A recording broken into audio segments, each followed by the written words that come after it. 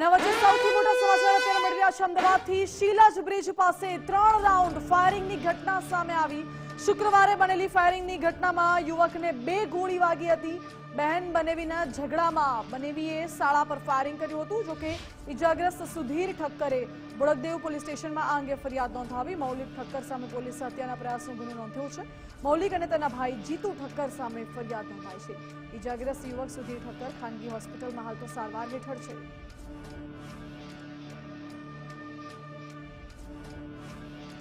महत्वपूर्ण है कि शुक्रवार फायरिंग की घटना सामे आई थी। अंगत अदावत में फायरिंग कर्યું હતું।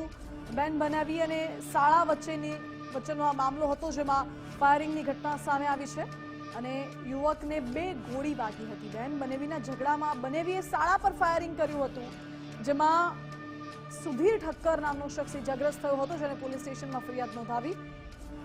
પોલીસે મૌલિક ઠક્કર સામે હત્યાના પ્રયાસનો ગુનો નોંધ્યો છે અને તેના ભાઈ જીતુ ઠક્કર સામે પણ ફરિયાદ નોંધાઈ છે। હાલ તો ઇજાગ્રસ્ત વ્યક્તિ સુધીર ઠક્કર હોસ્પિટલમાં ખાનગી હોસ્પિટલમાં સારવાર હેઠળ છે। સવાલ એ ઉઠે છે કે શું હવે ગન કલ્ચર અમદાવાદમાં પણ વધી ગયું છે? શા માટે આવી ફાયરિંગની ઘટનાઓ સતત વધી રહી છે? શા માટે કાયદો વ્યવસ્થાનો ડર કે પછી પોલીસનો ડર કહો લોકોને હવે રહ્યો નથી અને કાયદો પોતાના હાથમાં લેતા પણ લોકો અચકાતા નથી?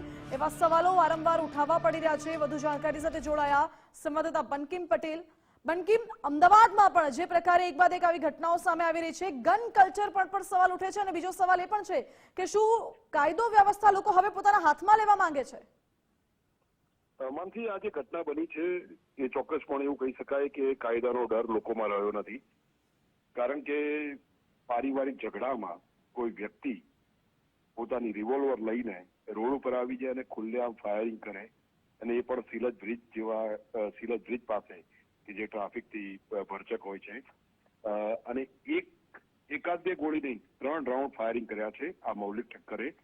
અને મૌલિક ઠક્કરે પોતાના શાળા સુધીર ચંદુભાઈ ઠક્કર પર ફાયરિંગ કર્યા છે, અને એમાં 2 ગોળીઓ સુધીરભાઈના પેટના ભાગે વાગી છે। 1 ગોળી ઘસાઈને નીકળી ગઈ છે અને 1 પેટની અંદર ગઈ છે। એ ઉપરાંત શરૂઆતમાં મૌલિકે કાર ઉપર ફાયરિંગ કર્યું હતું અને આ ઘટના પછી પોલીસ કાફલો દોડતો થઈ ગયો, કાર્યવાહીનો દોર શરૂ થયો, પણ લોકોમાં કાયદાનો ડર નથી રહ્યો એ આ ઘટના દર્શાવી રહી છે। આની અગાઉની રાતની વાત કરીએ તો બસેરા પાર્ટી પ્લોટ જે બોપલ વકીલ બ્રિજ પાસે આવે છે, ત્યાં પણ લુખ્ખા તત્વોએ મફતમાં ગરબા જોવા માટે હુમલો કર્યો હતો અને ગરબા બંધ કરાવી દીધા હતા। જી બંકિમ, આભાર આપનો। એટલે સવાલ એ છે કે શા માટે અસામાજિક તત્વો એટલા બેફામ બને છે કે પછી લોકોમાં હવે કાયદો વ્યવસ્થાનો કોઈ ડર નથી રહ્યો અને કાયદો પોતાના હાથમાં લેતા પણ લોકો